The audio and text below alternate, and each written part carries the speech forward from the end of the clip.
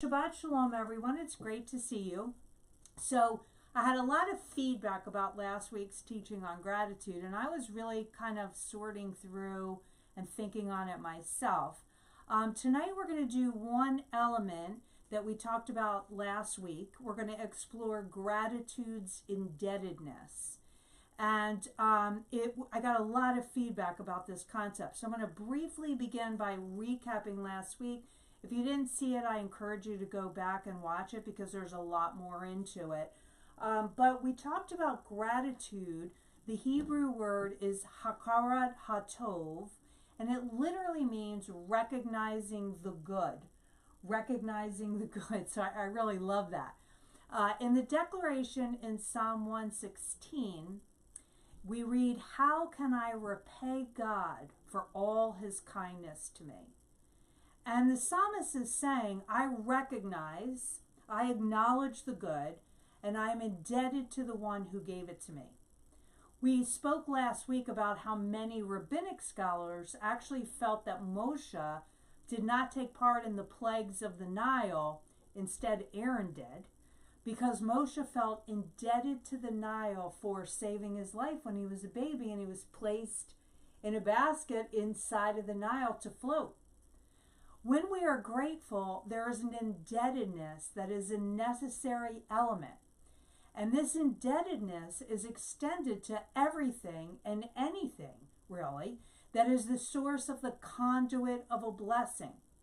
And indebtedness brings connection, which is really an exciting part about this. Hey, Maureen, great to see you.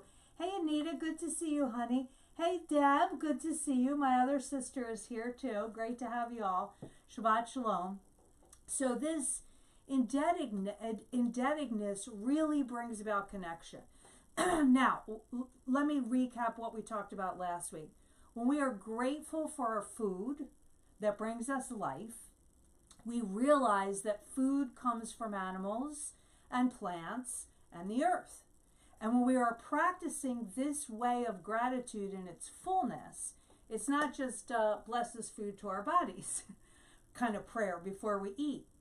We should actually be consciously recognizing the good, which again is the meaning of this word gratitude. And that results in being indebted to all the parts that bring us our food. Not only the source, the Lord, but all of the sources that he uses. So when we practice gratitude within this sense of indebtedness, how can we have factory farms that torture animals and pollute the earth and then eat those animals? Right? When we're indebted, we can't. How can we pollute our waters and overfish our seas? How can we poison our soils? How can we underpay the farm workers if we are indebted to every element of gratitude for our food? And that's just the food I'm talking about. We can extend this concept of recognizing the good and becoming indebted in a way that connects us to literally everything in our lives. But make no mistake about this, to be grateful is to be indebted. Whenever there is good, and I'm sure that all of us have figured this out by now, whenever there's a good concept, a good principle, there is always what rabbis refer to as the Yetzer Hara, which is Hebrew for evil inclination. So rabbis say we have Yetzer Tov, which is a good inclination, and Yetzer Hara, which is an evil inclination. And this, whenever there's a good concept, a good principle, the Yetzer Hara, the evil inclination, comes up alongside of the good in order to confuse us, to pervert the thing, to divert the thing, in order to really bring about chaos. To be grateful is to be indebted. Yes, indeed, Alexander. It's such a cool thing, right? So this results in all of the evils that mankind can bring about on the earth today. In this case, the sacred gratitude with indebtedness can be twisted and can be weaponized with the purpose of control. So again, all good things have this kind of evil inclination that come up alongside of them and try to twist them and pervert them. And it is the same with this concept of gratitude with indebtedness. So I want to see your thumbs up if you, if someone has made you feel gratitude with indebtedness in a kind of twisted way. And then if you would kind of post a one-word comment on how that left you feeling. And again, this is more than just, you'll eat your broccoli and you'll be thankful for it. I'm not talking about that. I'm talking about something much more insidious. So let me see your thumbs up if you felt this from anyone in your life or in your past, a person who has tried to sort of make you feel grateful and indebted in a sort of twisted way. And give me a thumbs up and then let me know with one word how that made you to feel. So, indebtedness can be bondage if it's not rooted in honor. Indebtedness can be bondage if it's not rooted in honor. And this is something really important with this concept of indebtedness and gratitude. It can really lead to bondage. And sometimes this evil inclination has one group of people imposing a sense of indebtedness onto another group of people for the purpose of enslavement. And there is a horrific scene told in the first memoir, Narrative of the Life of Frederick Douglass, where he describes the way the children ate as slaves. And I'm quoting here, "Our food was coarse cornmeal boiled. This was called mush. It was put into a large wooden tray or trough and set down upon the ground. The children were then called, like so many pigs, and like so many pigs they would come and devour the mush, some with oyster shells, others with pieces of shingle, some with naked hands, and none with spoons. He that ate fastest got most. He that was strongest secured the best place, and few left the trough satisfied." And I end that quote.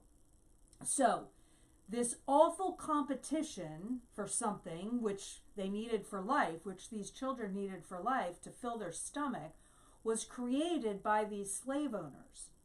And then Frederick Douglass exposes a lie put out by those slave owners, and one that actually we really see it's persisting to this day. And I'm quoting him, that their slaves enjoy more of the physical comforts of life than the peasantry of any country in the world. So in other words, these slave owners are saying, you've got it better than other people who are peasants in any country in the world. Again, indebtedness and gratitude can be forced on people in order to control them. So there's a twisting, a perverseness in this good principle.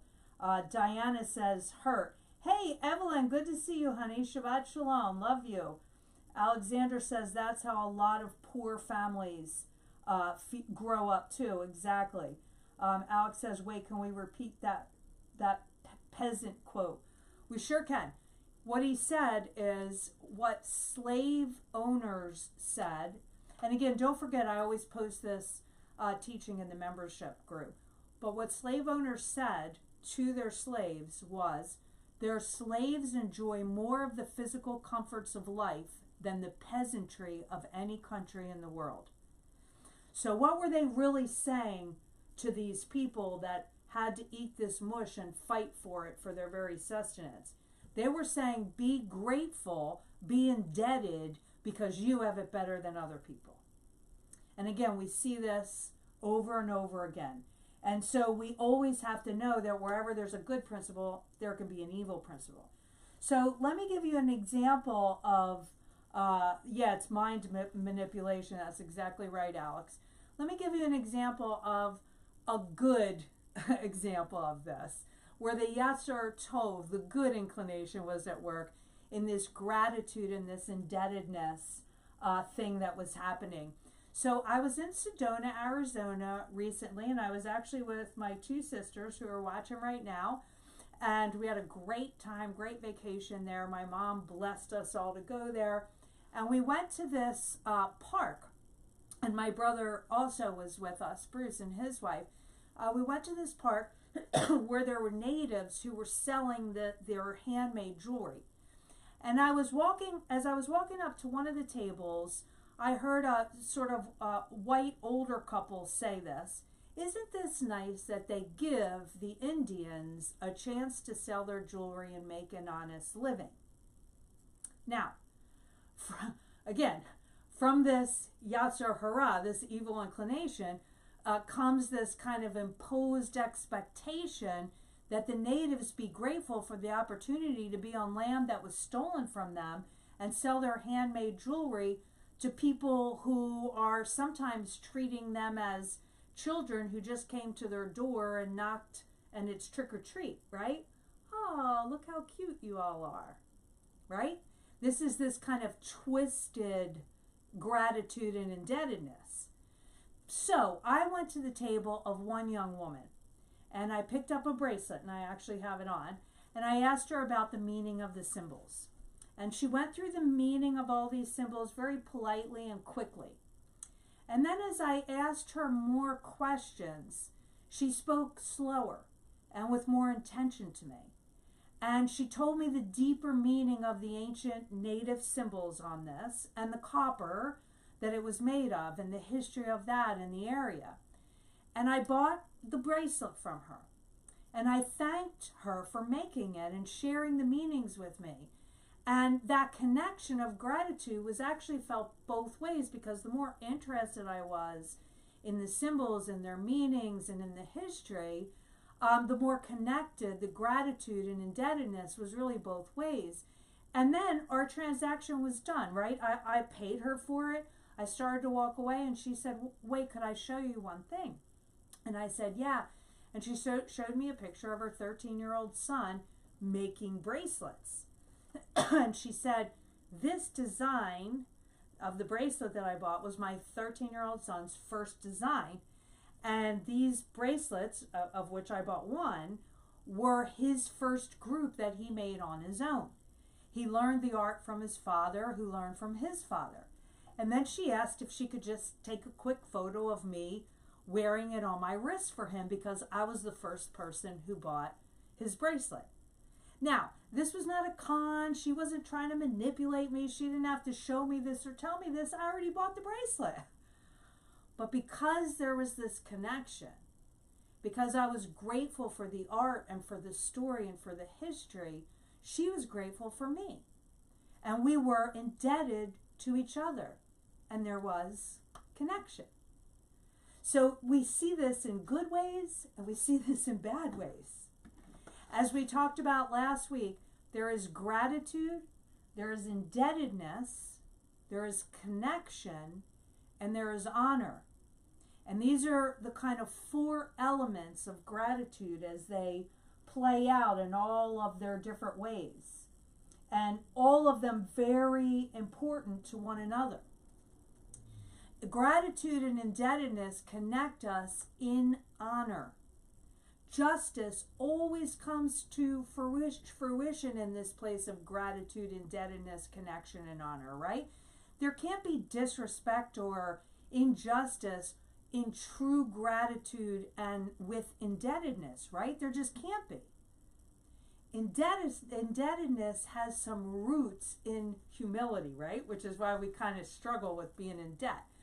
In the Jewish life, the day is begun by saying the Modeh Ani, which is this: "I offer thanks to you, living and eternal King, for you have mercifully restored my soul within me. Your faithfulness is great." So in other words, the Jewish people, when they pray this prayer, what they believe is that your soul is, some people believe it actually leaves your body in sleep. Some people believe that you're the most closest to death that you'll be. But in any event, they believe that the Lord restores the soul when they awaken, and they thank him for that. And I remember years and years and years ago when I saw that prayer, and I thought, that's ridiculous. I wake up my own self. God didn't wake me up. That's how we are, right? Mikkel connected us this week in the Sabbath Collective members group with the Greek word. Hey, Randall, great to see you, brother. Good to have you join us. with the Greek word for grace, which is charis. And having one of the definitions for this word charis as thanks.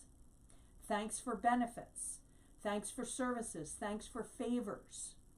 Gratitude is found in grace. To experience God deeply, we must face the undeniable truth that we are hugely indebted to the Creator and to everything He uses as a conduit to bring us life. But the proud do not want to owe.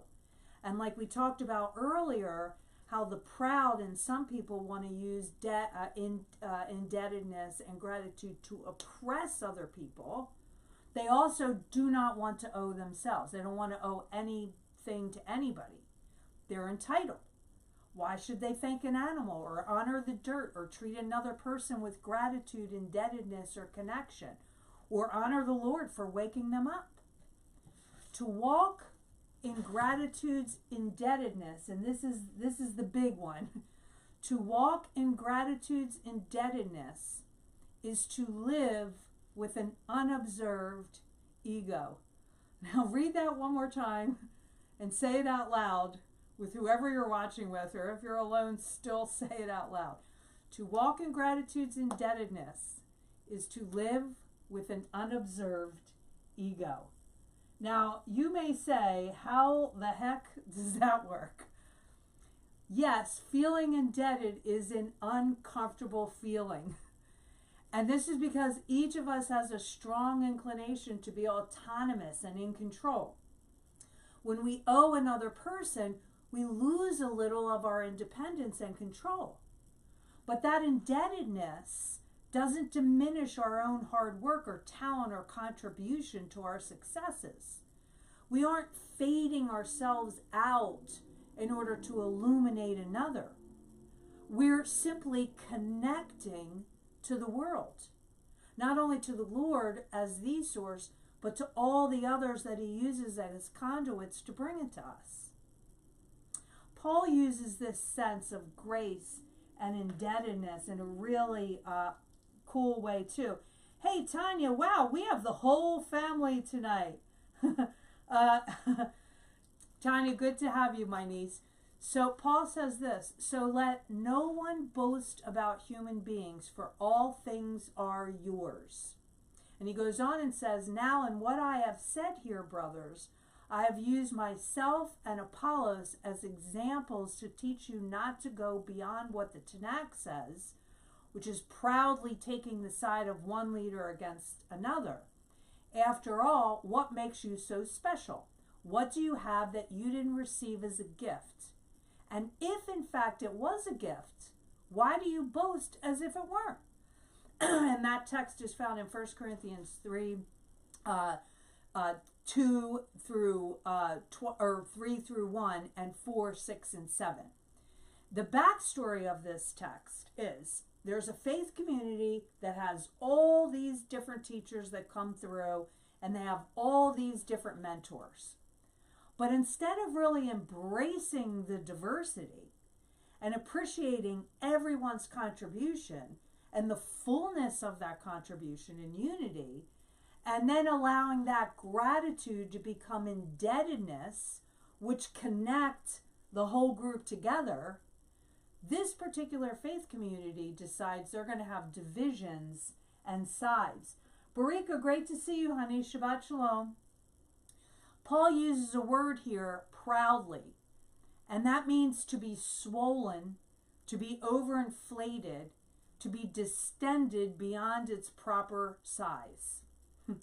Paul points those struggling with this boasting that is manifesting in right or wrong, either or, greater or lesser, to the connection of grace and gratitude.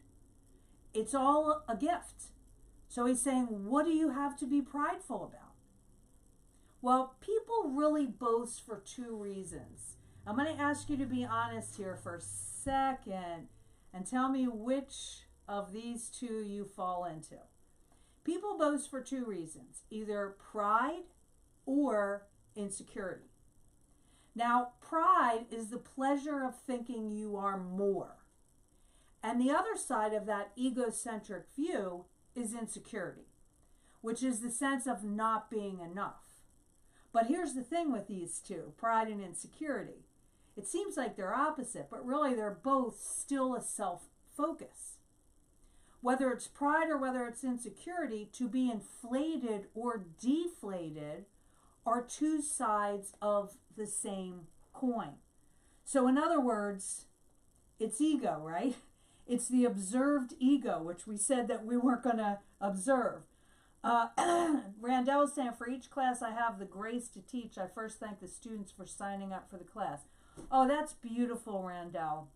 Simply put, without them, I can't exercise my gift of teaching, happily filled with gratitude and indebtedness. So good, Randall, and so true. Because, again, that's that relationship. And as teachers have thanks for their students and their students have thanks for their teachers, there's this connection to the whole process and to the Lord. It's a beautiful thing. So what are you? Let me see. Pride or insecurity? Don't cover up. Just asking an honest question. They are both the observed ego. Ego convinces you that you don't need to be a part of anything other than yourself. It's all about you, right? So whether it's pride or whether it's insecurity, that ego kind of tells you it's really all about you, and you disconnect from the others. You sort of exist independently, if you will. Diana says insecurity. I think most of this group would probably lean with Diana, but I'm wondering if anyone does feel that pride as well, because for them it's very difficult to be indebted, to have gratitude with indebtedness. And that's why we need to deal with the ego and make it an unobserved ego.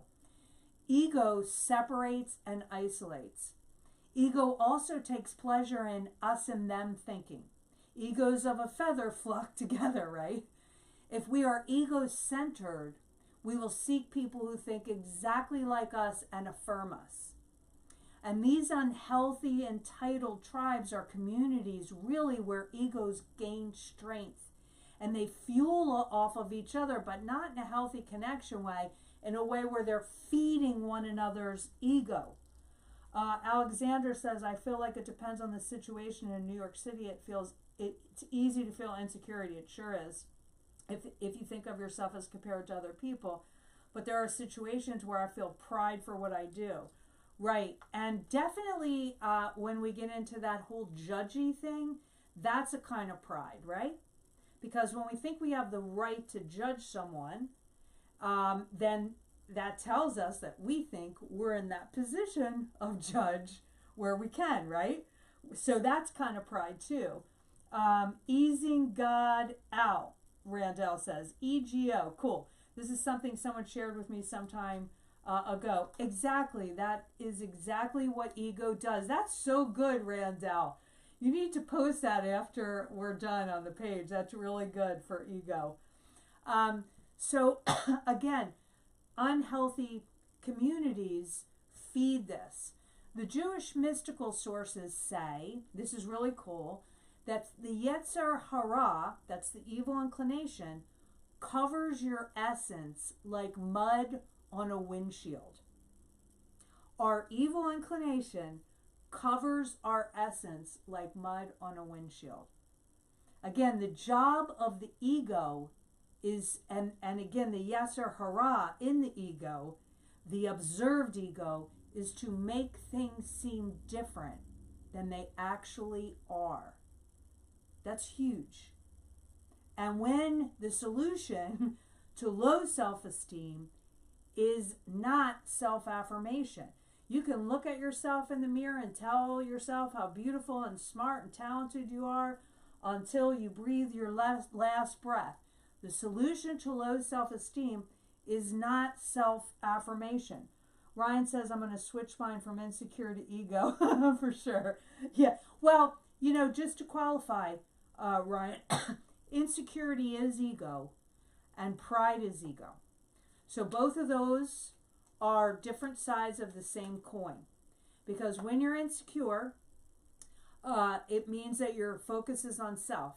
And when you're prideful, it means the focus is on self. Both of them are egocentric, ego-focused. So again, the solution to low self-esteem is not self-affirmation. We can't praise ourselves into wholeness. We cannot praise ourselves into feeling good. And the answer to pride is not to debase yourself. We don't put ourselves down. We don't tear ourselves down. And that's how we deal with our own pride. Listen, this is key here. We do not use ego to change ego. How can we? How can we do that? It would never work. Because the unobserved ego, which is what we're striving for here, we have an ego, but it's unobserved. Okay? The unobserved ego is not as much about a discipline as it is the result of a fruit. And gratitude is that fruit. When we recognize the good as it is given to us, it becomes about something bigger than ourselves. We become connected to the Lord and everything else He has in this world. And that connection, gratitude with indebtedness, pushes that ego to the back row. And it becomes the unobserved ego. Whether it's insecurity, whether it's pride, it's unobserved. Gratitude, indebtedness, connection, honor is the deflation of ego, because our focus becomes the outside. And again, as the saying goes, where attention goes, energy flows. And so what we're focusing our attention on is where our energy is going to go. If we're not focusing on our ego, we're not going to give our ego any energy, and it's going to become unobserved. If we're focusing on gratitude and we're seeing all the things in our life to be grateful for, and then we become indebted to all the ways that it's brought to us, energy flows into that. C.S. Lewis wrote, "Do not imagine if you met a truly humble person, you would come away from him thinking he was humble. All you will remember is how he is totally interested in you." It's so good. That's the unobserved ego. That's gratitude and an indebtedness that connects to the other person. Our entire self-concept is transformed when we acknowledge our total dependence on Adonai, as well as our relationship to all in the universe. With this acknowledgement of the good and the letting go of our own control, we discover who we really are and what our place is in His creation. And after we get there, nothing is ever the same. It's no longer about us, but about what's God up to in the world. And whether we are champions for someone else's rights or even champions for our own rights, we are doing it with an unobserved ego, because it's always going to be about the bigger picture, the connection, the honor. A modern day example of this, in a very simple way, is of the late Rabbi Yisrael Guzman. And he did something very interesting. He was the head of a yeshiva, very large yeshiva in Jerusalem. But he personally used to water all the bushes in front of the yeshiva. And when escaping Vilna and the Holocaust, when he was younger, he had hidden behind some bushes. And he always felt a debt of gratitude, again, gratitude and indebtedness, hand in hand, to the bushes, whether those bushes were in Vilna or Jerusalem. And again, neither Moses nor Rabbi Guzman, Moses, as we spoke about in the beginning with the Nile, or Rabbi Guzman, credited water or bushes with a will to save them, but they recognized that to destroy or disregard something that helped you is ingratitude. And ingratitude and gratitude with indebtedness connects. So the way that he could constantly be connected to gratitude with the Lord, is to also be grateful and indebted to those bushes and water them every morning. And Rabbi Berg once said, the moment appreciation is lost, the relationship is lost.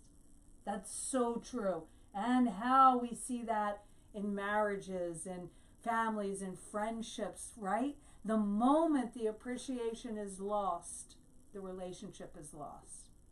When we neglect to show our gratitude, we are cutting ourselves off from the source of blessings.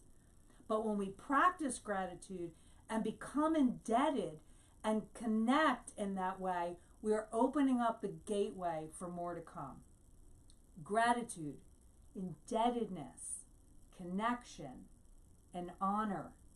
Randall says, I've heard that humility can be viewed as not thinking less of yourself, but thinking less about yourself. That's good. Yes, absolutely. And Alex says, I feel like in either situation, pride versus insecure, I always have to ask for humility. Lord, make me humble. Exactly right. And again, just to recap this too, because this is really huge and it's going to take a little bit of thinking on it. Maybe even watch this over or read the teaching again.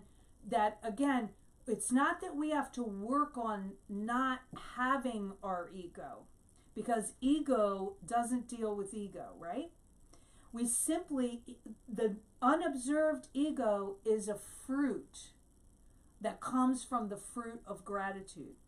If we're looking at gratitude and we're grateful, we're indebted, we're connected, and we have honor, that pushes the ego in the back and it becomes the unobserved ego, simply because we're not looking at it. We're focusing on seeing the good, the Hakarat Hatov. And you remember last week we talked about how to do this. Seeing the good, thinking, which is the indebtedness, recognizing it, thinking about it, doing, again, that connection, and then there's the being. And that's how we live in the state of the unobserved ego, connecting through gratitude and indebtedness. So Shabbat Shalom, everyone. Let's continue to work on this, think on this, do this, and be this. Have a good night.